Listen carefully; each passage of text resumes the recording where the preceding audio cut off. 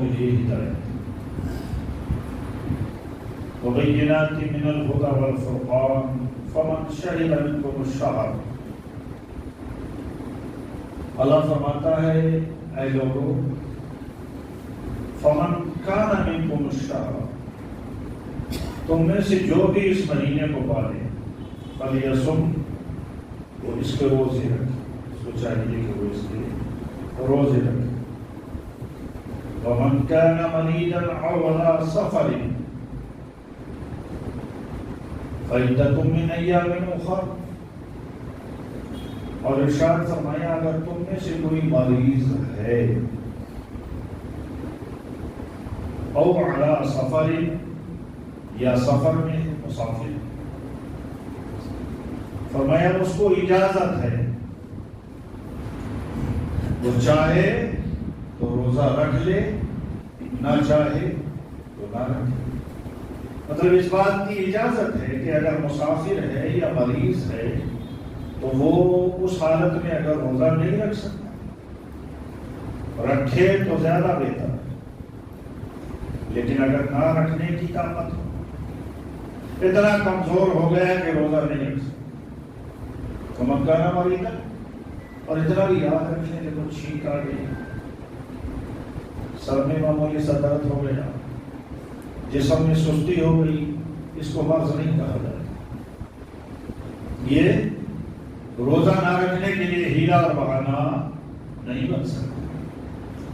ہاں آپ کا کوئی حاذق حکیم ہے، کوئی باشرہ ڈاکٹر ہے، ایمان والا ہے، اور وہ آپ کو کہتا ہے کہ آپ روزے نہ رکھیں، اگر رکھیں گے تو آپ کی صحت خراب ہوگی، یا کیا ہے آپ کے اوپر موت طاری ہونے کا خطرہ.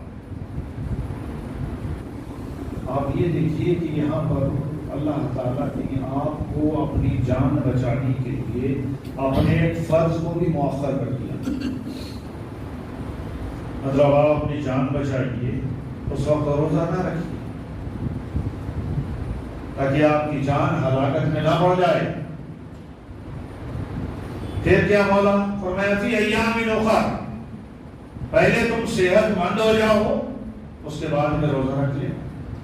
فی ایام اخر، رمضان کے بعد دوسرے دنوں میں روزہ رکھ لے.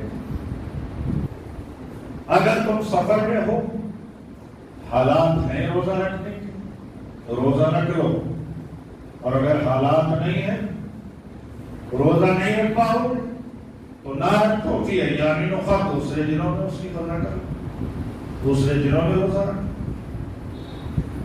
روزے کی فرضیت کو اللہ تعالیٰ نے بیان کیا اور یوں ارشاد فرمایا شہر رمضان الذی، یہ رمضان کا مہینہ جو ہے نا، کون سا مہینہ ہے؟ انزل فیہ القرآن، اس میں اللہ نے قرآن نازل کیا ہے. عظمت رمضان کو قرآن کے نزول سے اللہ تعالیٰ نے بیان فرمایا. انزل فیہ القرآن، انشاءاللہ انزل فیہ القرآن کے تعلق سے لیلۃ القدر کے قریب آپ اللہ سماعت کریں. ابھی چاہتا ہوں میں کہ دوسرے عشرے کے تعلق سے چند باتیں ہو جائیں، رمضان مبارک کے فرض روزے کے تعلق سے کچھ باتیں ہو جائیں. اس مہینے میں اللہ تعالیٰ اپنے بندوں پر کیا کیا کرم کرتا ہے، ذرا ایک ذوق ہو جائے، ہماری ہمت افزائی ہو جائے. کسی کام کو کرنے کے لیے پہلے اس کام کے مقام کو بتایا جائے کہ اس کام کا مقام و مرتبہ کیا ہے، جب تم کرو گے تو تم کو ملے گا. حدیث بات میں ہے رسول اکرم صلی اللہ علیہ وآلہ وسلم نے ارشاد فرمایا یا ایھا الناس، اے لوگو، ھذا شہر عظیم، ارشاد فرمایا یہ بہت بڑا مہینہ ہے. ھذا شہر عظیم، بہت بڑا مہینہ. شہر مبارک فرمایا یہ بہت زیادہ برکت والا مہینہ، حالانکہ ہر مہینہ عظیم ہے، ہر مہینہ برکت والا ہے، لیکن مصطفیٰ نے فرمایا یہ مہینہ بہت بڑا مہینہ ہے اور بہت برکت والا مہینہ ہے۔ شہر مبارک شہر فیہ لیلۃ خیر من الف شہر۔ ارشاد فرمایا اس مہینے کے اندر ایک رات ایسی ہے جو 1000 مہینوں سے افضل ہے۔ شہر فیہ لیلۃ خیر من الف شہر،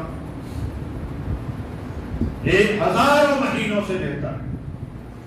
اور اس کے بعد ارشاد فرمایا مصطفیٰ صلی اللہ علیہ وآلہ وسلم، جعل اللہ صیامہ فریضۃ، فرمایا اللہ نے اس مہینے کے روزوں کو تم پر فرض کیا ہے۔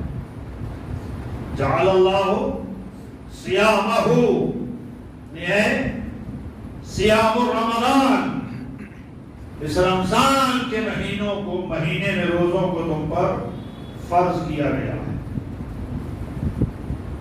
وَقِيَامَهُ تَطَوُّعًا، اور اس کے قیام کو، راتوں کے جاگنے کو، اللہ کی بارگاہ میں عبادت کرنے کو۔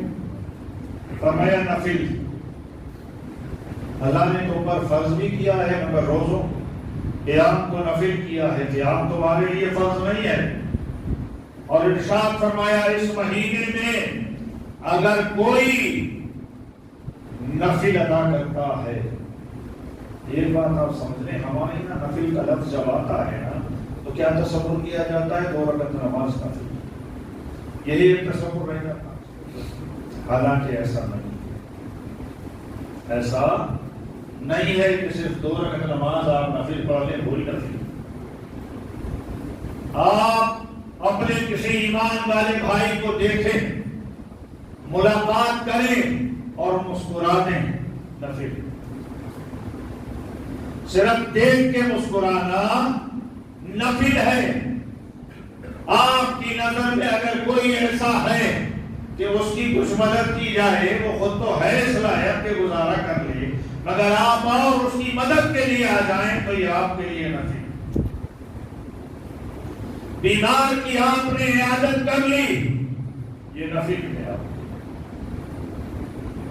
آپ نے اپنے کسی بھائی کی خیر خواہی کی، یہ نفل ہے۔ آپ 1-2 پہلو تھوڑی ہے نفل کے، یار صرف 2 رکعت نماز ہی نفل نہیں ہے، زندگی کے بہت سے طریقے نفل۔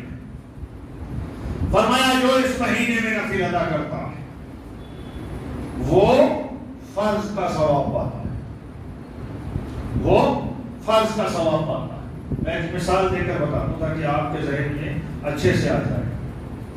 آپ نے لوکل ڈبے کا ٹرین میں ٹکٹ بنوایا، سمجھ رہے ہیں نا؟ لوکل تھا، کبھی بھیڑ رہتی کبھی خالی رہتا، لیکن ٹکٹ آپ نے نکلوایا لوکل کا، اور اب ٹی ٹی آیا اور آنے کے بعد بولا اے سی میں چلے جاؤ، اے سی میں چلے جاؤ۔ تو حیرت زدہ ہو گئے، یار یہ لوکل ڈبے کا ٹکٹ تھا، اے سی ملتا ہے، کبھی کیا پیسے لیں گے اے سی؟ کچھ نہیں، آج فری میں اے سی میں جاؤ، ٹکٹ لوکل کا ہے، اے سی میں چلے جاؤ۔ مسافر تو خوش ہو گئے، یار اس سے بڑا انعام اور کیا ہوگا، اب تو یہاں پر سہولت ہی سہولت، اب اے سی میں ہے، ٹھنڈا ہے، آرام سے جا رہے ہیں، کوئی زیادہ بھیڑ بھاڑ نہیں۔ تم نے نفل ادا کیا، اللہ تعالیٰ نے تمہیں اے سی میں بھیج دیا، فرمایا ایک نفل کے ادا کرنے والے سن لے، تجھے نفل کا نہیں بلکہ تجھے فرض کا ثواب دے رہا ہوں۔ جائیے رمضان، جائیے رمضان ہے۔ اب مصطفیٰ نے ارشاد فرمایا وَمَنْ أَدَّى فِيهِ فَرِيضَةً، جس نے اس مہینے میں فرض ادا کیا، جس نے اس مہینے میں فرض ادا کیا۔ اور فرض کا تصور ہمارے یہاں کیا؟ صرف 2 رکعت صبح میں فجر، 4 ظہر میں، صرف یہ 2 اور 4 کی نیت کر لینا، اس کو ہم نے فرض سمجھا۔ حالانکہ اس کے علاوہ اور بھی فرض، اس کے علاوہ اور بھی فرض ہے، صرف یہیں پر نہ رک جائیں۔ دوستو، رمضان آیا تو روزہ رکھنا نماز کا وقت آ گیا تو نماز ادا کرنا فرض، آپ صاحب نصاب ہیں تو زکات کا نکالنا فرض، آپ کے پاس مال ہے تو حج کا ادا کرنا فرض. اور بتا دوں، یہ تو 4 فرض اسلام نے آپ پر فرض کر دی، مگر اس کے علاوہ بھی کچھ بات کی فرض آپ پر عائد ہوتی. آپ کے گھر میں کھانا بنا ہے، آپ کے گھر میں کھانا بنا ہے، آپ کا پڑوسی بھوکا ہے، اس کے گھر میں کھانا نہیں، بچے بھوک سے بلک رہے. اسلام کہتا ہے تیرے گھر میں جو کھانا ہے وہ تجھے پڑوسی کو کھلانا فرض ہے، وہ کھا کے نہ رہے تو پیٹ بھر کے نہ سو جائے، تو پیٹ بھر کے نہ سو جائے. دوست کو کتنا پیارا پسند. اس طرح سے جو بیچارے بالکل مجبور و لاچار ہیں ان کی مدد کرنا فرض ہے. اور ایک بات اور بتا دوں، آپ کے پڑوس میں پڑوسی جو بلک رہا تھا نا، ایسا نہیں ہے کہ وہ عبد الرحمان ہو، عبداللہ ہو، غلام محمد ہو، بلکہ جو بھی ہو، مسلمان ہو یا غیر مسلم ہو، پڑوسی کا حق آپ کے لیے ہے. انشاءاللہ اس میں پڑوسی کے تعلق سے جب کوئی خطاب ہوگا تو آپ کو بتاؤں گا. بہرحال رسول اکرم صلی اللہ علیہ وسلم نے فرمایا وَمَنْ أَدَّى فِيهِ فَرِيضَةً، جس نے اس رمضان کے مہینے میں فرض ادا کیا، کَانَ كَمَنْ أَدَّى 70 فَرِيضَةً، ارے اس نے ایک فرض ادا کیا ہے. میرے آقا فرماتے ہیں اللہ تعالیٰ اس کو 70 فرضوں کا ثواب عطا فرماتا ہے. 70 فرضوں کا ثواب ملتا. آپ نے تو صرف ایک ادا کیا، آپ نے ایک ادا کیا، یہ آپ کی شان ہے. اس نے 70 کا ثواب دیا، یہ اس کی شان ہے. بلکہ صرف 70 تک وہ گریڈنگ نہیں کرتا، 700 تک عطا فرما دیتا ہے. یہ تمہارے لیے. اور اس مہینے کے تعلق سے میرے مصطفیٰ فرماتے ہیں وَهُوَ شَهْرُ الصَّبْرِ، ارشاد فرمایا میرے غلاموں یہ رمضان کا مہینہ جو ہے نا یہ صبر کا مہینہ ہے، یہ صبر کا مہینہ ہے. وَالصَّبْرُ ثَوَابُهُ الْجَنَّةُ، آقا ارشاد فرماتے ہیں اور صبر کا ثواب کیا ہے جانتے ہو؟ فرمایا صبر کا ثواب جنت ہے. اب آپ نے کیا سمجھا صبر سے؟ آپ نے کیا سمجھا صبر سے؟ یہی کہ میں نے روزے میں کھانا پینا چھوڑ دیا، صبر کر لیا تو جنت مل جائے گی؟ یاد رکھیں وَهُوَ شَهْرُ الصَّبْرِ، یہ صبر کا مہینہ ہے.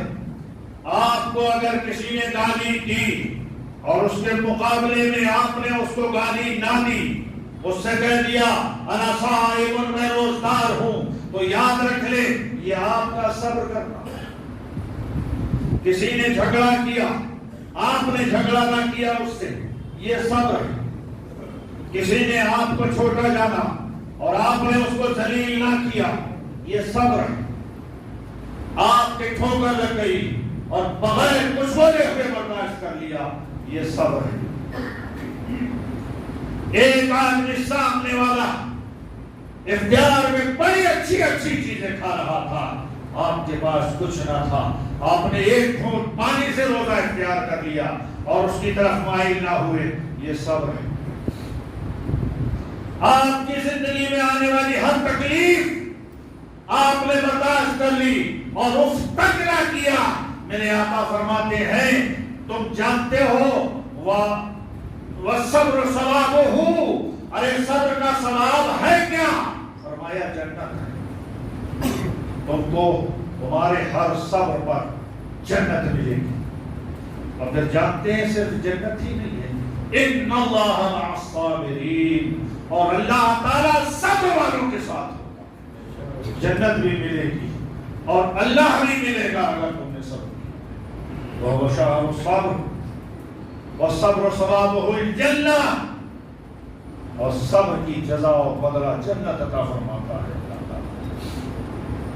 یہ نہیں ہے کہ آپ نے روزہ رکھ لیا گالیاں دینا شروع کر دی، آنکھیں لال ہو گئی، جس کمزور کو دیکھا ذلیل کر دیا۔ ارے مسلمانوں، تمہارا اسلام تو دوسرے وقتوں میں کسی کو ذلیل کرنے کی اجازت نہیں دیتا، جائے کہ تم روزے کی حالت میں ذلیل کرو۔ روزہ ایک صبر کا درس دیتا ہے، اور اس صبر کا ثواب جنت ہے۔ اور پھر اگر صبر نہ کرو تو آقا نے ارشاد فرما دیا بشار المواسات، اور یہ تو غمخواری کا مہینہ، محبتوں کا مہینہ ہے، اخلاق کا مہینہ ہے، آپس میں میل ملت مودت کا مہینہ ہے۔ فرمایا غصے نہ کیا کرو، یہ مہینہ بشار المواسات، یہ محبتوں کا مہینہ ہے، یہ محبتوں کا مہینہ۔ مسلمانوں، روزہ رکھنا اور نفرتیں کرنا، مصطفیٰ فرماتے ہیں نہیں، اس مہینے میں تو نفرتوں کا بالکل ذکر بھی نہ کیا کرو، محبتیں کیا کرو، محبتیں کیا کرو۔ اور آقا ارشاد فرماتے ہیں وَالشَّهْرُ يَزِيدُ فِيهِ رِزْقُ الْمُؤْمِنِ، فرمایا اے صبر کرنے والوں، اس مہینے میں محبتوں کو جنم دے کر ان کو پروان چڑھانے والوں سنو، وَالشَّهْرُ يُزَادُ فِيهِ رِزْقُ الْمُؤْمِنِ، پھر یہ تو مہینہ وہ ہے کہ اللہ تعالیٰ اس مہینے میں مومن کے رزق کو زیادہ کر دیتا ہے، رزق میں وسعتیں عطا فرماتا ہے، رزق میں ترقیاں عطا فرماتا ہے، رزق کو بڑھا دیتا ہے۔ میں آپ سے پوچھنا چاہتا ہوں، آپ سارے سال اس مسجد کے گیٹ سے گزرتے ہیں، کیا کوئی بھی پانی کا گلاس لے کے آپ کے لیے کھڑا ہوتا ہے؟ کبھی کوئی ایک روٹی لے کے کھڑا ہوتا ہے؟ کبھی آش کا گلاس کسی کے ہاتھ میں دیکھا؟ نہیں۔ 11 مہینے گزر گئی، ایک مہینہ رمضان کا آیا تو پورا بڑا دیر سے آش کا تیار کیا ہوا رکھا تھا، جیسے ہی آپ آئے دوسرا گلاس تو آش لے کے، بس آش کوئی لے کے آ رہا ہے، کوئی لے کے دے رہا ہے، کوئی لے کے جا رہا ہے۔ ارے یار کوئی نہیں پوچھتا کہاں سے لائے ہو، کہاں کو لے جا رہے، یہ کیا ہے؟ چلتے چلتے کوئی اللہ والا اس کے ہاتھ میں کچھ فروٹ تھا، آپ کو پکڑا دے۔ اس کے علاوہ اللہ تعالیٰ نے اپنے 5 بندوں کے دل میں ڈالا، انہوں نے 7 کش تیار کیے، چاول ہے، آٹا ہے، دال ہے، تیل ہے، سویاں ہے، شکر ہے، سب کچھ تیار کرنے کے بعد ایک موٹا تیار کر ایک تاریخ رکھ دی، لے کر جاؤ۔ فری میں وہ رزق لے کر جا رہا، جو گھر میں سوچ سمجھ کے خرید کے لاتا تھا، آج فری میں کٹے بھر کر لے جا رہا ہے۔ کیوں؟ یزاد فیہ رزق المؤمن، اس میں مومن کا رزق زیادہ کر دیا جاتا ہے۔ اب آئیں روزہ رکھنے والوں اور روزہ اختیار کرنے والوں، سنو، ایک وہ ہے جو روزہ رکھتا ہے، اور ایک وہ ہے جو روزہ رکھتا بھی ہے، اختیار بھی کرتا ہے، اختیار کراتا بھی۔ میرے آقا صلی اللہ علیہ وآلہ وسلم ارشاد فرماتے ہیں وَمَنْ فَطَّرَ صَائِمًا، وہ شخص جس نے کسی کا روزہ اختیار کرا، روزدار کا روزہ اختیار کرایا، وَمَنْ فَطَّرَ صَائِمًا كَانَ لَهُ مَغْفِرَةً لِذَنبِهِ اور لِذُنُوبِهِ۔ آقا ارشاد فرماتے ہیں جس نے روزہ اختیار کرا دیا، اللہ تعالیٰ اس کے سارے گناہ معاف کر دے گا۔ سوچیں گا آپ نے ایک روزہ اختیار کرا، اتنے گناہ کہ جس سے گھر رہے تھے کہ قیامت میں کتنا ذلیل کیا جائے۔ وَعَتَقَ رَقَبَتِهِ مِنَ النَّارِ، صرف یہ نہیں کہ گناہ معاف ہو گئے، بلکہ مصطفیٰ فرماتے ہیں جہنم سے بھی اسے آزاد کر دیا، جہنم سے بھی آزاد کر دیا۔ اے روزہ رکھنے والوں، تمہارے تو بڑے اجر ہیں، بڑی بلندیاں ہیں، صرف روزے دار کی اہمیت کو سمجھیں کہ اس نے روزہ رکھا، آپ نے روزہ اختیار کرا دیا، اور پھر یاد رکھیں روزہ رکھنے والے کے روزے سے کوئی بھی کمی نہیں آئی اس کے اجر میں، اس کے ثواب میں۔ تو صحابہ کرام رضوان اللہ تعالی علیہ مجمعین نے عرض کیا، قلنا یا رسول اللہ، کہتے ہم نے عرض کیا یا رسول اللہ لیس کلنا نجد ما نفطر بہ، یا رسول اللہ ہمارے پاس تو کسی کے پاس اتنا نہیں ہوتا کہ ہم لوگوں کے روزے اختیار کراتے ہیں، غربت ہے ہمارے گھر میں اتنا نہیں ہے۔ تو ایک بات سمجھیں، وہ دور تھا، پھر دور آہستہ آہستہ بڑھتا چلا گیا۔ اب آج دیکھیں آپ، اب سے 30-40 سال پہلے جو مکمل غریب تھا، آج وہ بہترین سکون کی زندگی گزار رہا ہے۔ اس کے گھر میں کیا ہے؟ فین بھی ہے، اس کے گھر میں واشنگ مشین بھی، اس کے گھر میں فریج بھی، سب آرام کی چیزیں اس کے گھر میں رکھی ہوئی۔ اگر وہ خود نہ خرید سکتا تھا تو قوم کے بڑے بڑے لوگوں نے اس پر کرم کیا اور دلا تھا اس کی ضرورت کی چیز۔ کہتے ہیں یا رسول اللہ لیس کلنا نجد ما نفطر بہ، آقا ہم میں سے ہر ایک کے پاس تو اتنا ہے ہی نہیں کہ ہم روزہ اختیار کرا سکیں۔ فقال رسول اللہ صلی اللہ تعالی علیہ وآلہ وسلم، تو مصطفیٰ نے ارشاد فرمایا میرے غلاموں سنو، میں جو کہہ رہا ہوں نا تم نے اس کا مطلب بھی سمجھا۔ یعطی اللہ ثوابا، یعطی اللہ ثوابا، یا یعطی اللہ ھذا الثواب، اللہ تعالیٰ اس کو جو یہ ثواب عطا فرماتا ہے نا، یہ مت سمجھو کہ پیٹ بھرانے پر۔ فرمایا من فطر صائما مضغۃ لبن او تمرۃ او شربۃ ماء، ارشاد فرمایا اگر کوئی دودھ کا ایک گھونٹ پلا دیتا ہے روزدار کو، یا چاہے کھجور کھلا دیتا ہے روزدار کو، یا پانی کا ایک گھونٹ پلا دیتا ہے روزدار کو، تو فرمایا اس کی وجہ سے اللہ یہ ثواب عطا فرما رہا ہے۔ لیکن میرے صحابہ سنو، من اشبع صائما، جو روزدار کو پیٹ بھر کر کھلاتا، فرماتے ہیں ایک گھونٹ دودھ، ایک گھونٹ پانی، ایک کھجور سے روزہ اختیار کرنے میں اللہ تعالیٰ تمہارے گناہ بھی معاف کر دیتا ہے، جہنم سے بھی آزاد فرما دیتا ہے۔ ایک گھونٹ پانی، ایک کھجور کا پیس، ایک گھونٹ دودھ۔ آپ سے لیٹروں کے حساب سے نہیں پوچھا گیا۔ اس کے بعد میرے آقا فرماتے ہیں من اشبع صائما، جو شخص کسی روزدار کو پیٹ بھر کے کھلاتا ہے، کسی روزدار کو پیٹ بھر کے کھلاتا ہے، مسلمانوں پوری توجہ کے ساتھ میں سنیں حدیث پاک کا جملہ، انشاءاللہ الکریم ایمان بھی تازہ ہو جائے گا، حوصلہ بھی بلند ہو جائے گا۔ مصطفیٰ فرماتے ہیں من اشبع صائما، جس نے روزدار کو پیٹ بھر کر کھلایا، سنو سقاہ اللہ من حوضی شربتن، تو اللہ تعالیٰ میرے حوض سے اس کو شربت پلائے گا اور اس کو جہنم سے آزاد کر دے گا۔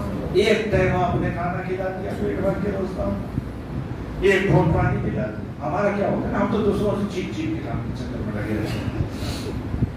اگر ہماری اجتماعی اختیاری ہو نا اور پھیلی کی ہو تو جتنی اچھی اچھی چیزیں ہوتی ہیں ہمارے ہاتھ آگے جاتے ہیں۔ اس کا نام صبر نہیں ہے، اس کا نام صبر نہیں ہے۔ اچھی چیز ہاتھ میں آئے تو نہ سامنے والے کو لیجیے نا۔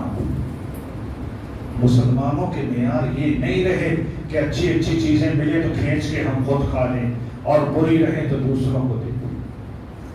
اللہ فرماتا ہے لن تنالوا البر حتى تنفقوا مما تحبون، ارے تم بھلائی کو جب تک پا ہی نہیں سکتے جب تک کہ اپنی پسندیدہ چیزیں دوسروں پر خرچ نہ کرو۔ جنگ ہے، ایک زخمی آواز دیتا ہے آتش، پانی چڑھتا، کوئی پانی لے کے آتا ہے، دوسری طرف سے آواز آ جاتی ہے، یہ زخمی کہتا ہے نہیں اس کو دو، تیسرے والے کی آواز اس کو دو، پورے میں گھوم کے یہاں تک آتا ہے. ہر آدمی یہ کہتا ہے بازو والے کو، دوست کو دے دو، بھائی کو دے دو. وہ گھوم کے یہاں آتا ہے تو یہ انتقال کر چکا ہے. اتنی شدید پیاس کے انتقال برداشت کر گیا، مگر اپنے بھائی کی پیاس کو نہیں ٹالا کہ نہیں کھانا نہیں. اور آئے میرے آقا صلی اللہ علیہ وسلم کام کراتے نا آپ لوگ، فیکٹریاں ہیں، کارخانے ہیں. میرے آقا صلی اللہ علیہ وسلم فرماتے من خفف عن مملوکہ، کسی کام کرانے والے سے آپ اگر تھوڑی محنت میں کمی دیتے، آسانی نصیب کرتے، تو مصطفیٰ فرماتے ہیں غفر اللہ لہ وعاتقہ من النار، تو اللہ تعالیٰ اس کام میں کمی دینے کی وجہ سے آپ کے گناہ معاف کر دیں، آپ کو جہنم سے آزاد کر دیں. اور میرے مصطفیٰ فرماتے ہیں اس مہینے کے تعلق سے اولہ رحمت، اس کا اول اشرا رحمت، واوسطہ مغفرت، دوسرا اشرا اس کا مغفرت ہے، وآخرہ عتق من النار، اور آخری اشرا جہنم سے آزادی. یہ اشرا جس میں ہم چل رہے ہیں یہ مغفرت کا اشرا ہے. ایک چھوٹا سا واقعہ ذہن میں آ گیا آج کل، ٹائم بھی ابھی گنجائش دے رہا. بصرے کے اندر ایک نوجوان رہتا تھا، بصرے کے اندر ایک نوجوان رہتا تھا مگر بڑا گناہ گار. اس کی ماں حضرت حسن بصری رحمت اللہ تعالی علیہ رضی اللہ عنہ کے واعظ کی محفل میں شریک ہوتی، آپ نصیحتیں کرتے تھے، تو وہ ماں آنے کے بعد میں اس کو سناتی، اس کو سدھارنا چاہتی، لیکن وہ ایک نہیں سنتا، گناہوں میں لگا رہتا. بیمار ہو گیا، جب سخت بیمار ہوا اور اس کو نہ بچنے کی امید ہو گئی تو ماں سے کہنے لگا ماں ایک کام کر، حسن بصری کو میرے پاس بلا کے وہ آ جائیں تو ہو سکتا ہے میں توبہ کر دوں اور وہ توبہ کا طریقہ بتا دیں. ماں خوش ہو کے گئی، حضرت حسن بصری سے کہا ان کا میں ایسے فاسق و فاجر کے پاس نہیں جاؤں، نہ اس کی نماز جنازہ پڑھاؤں گا نہ اس کے پاس جاؤں گا. ماں بڑی مایوس ہو کے آئی، بیٹے کو سارا واقعہ سنا دیا، اور بیٹے کو اپنے گناہوں کا احساس ہوا. مرتے وقت تو سبھی کو گناہوں کا احساس ہوتا ہے، زندگی میں احساس ہونا یہ بڑی بات ہے کہ توبہ کر سکے. ماں سے کہنے لگا امی جب میرا انتقال ہو جائے تو انتقال کے بعد میں میرے گلے میں رسی ڈالنا، گلے میں رسی ڈال کے باندھ کے گھر کے اندر گھمانا اور گھر کے اندر ہی دفن کر دینا، تاکہ قبرستان میں مجھ پر جب عذاب ہو تو دوسرے مردوں کو تکلیف نہ ہو. گھر کے اندر گھمانا اور ماں یہ کہتے ہوئے گھمانا کہ جو اللہ کے نافرمان ہوتے ہیں ان کا یہ حشر ہوا کرتا ہے، ان کا یہ حشر ہوا کرتا ہے. ماں نے انتقال کے بعد میں رسی گلے میں ڈالی اور گھمانے کے لیے گھسیٹا. غیب سے آواز آئی او خاتون سن لے، میرے دوست کو گھسیٹنے کی جرات نہ کرنا. قربان جائیں اس مولا کی اس رحمت پر. یار ساری زندگی گناہ کرنا، اللہ فرماتا ہے میرے دوست کو گھسیٹنے کی جرات نہ کرنا. میرے مولا کاش وہ کرم ہم سب پر بھی ہو جائے جو اس گناہگار پر ہوا تھا. میرے دوست کو گھسیٹنے کی جرات نہ کرنا. کیا کروں مولا؟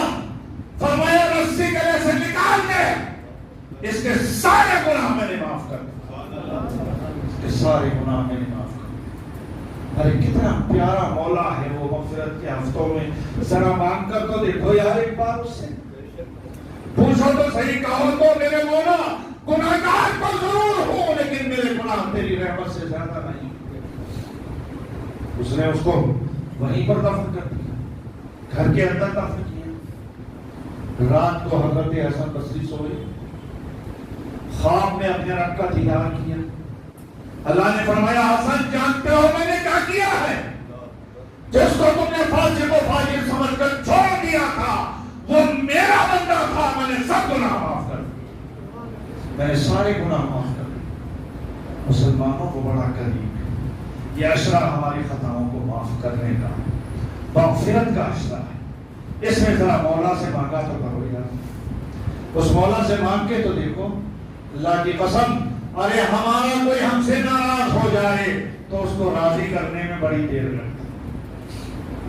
باپ ناراض ہو جائے، ماں ناراض ہو جائے، بہن بھائی ناراض ہو جائیں، ہمارے لیڈر، ہمارے قائد لیڈر، ہمارے متولی صاحب، ہمارے پڑوسی، ہمارے چیئرمین، کوئی بھی ناراض ہو جائے تو بڑی دیر لگتی ہے اس کو راضی کرنے میں.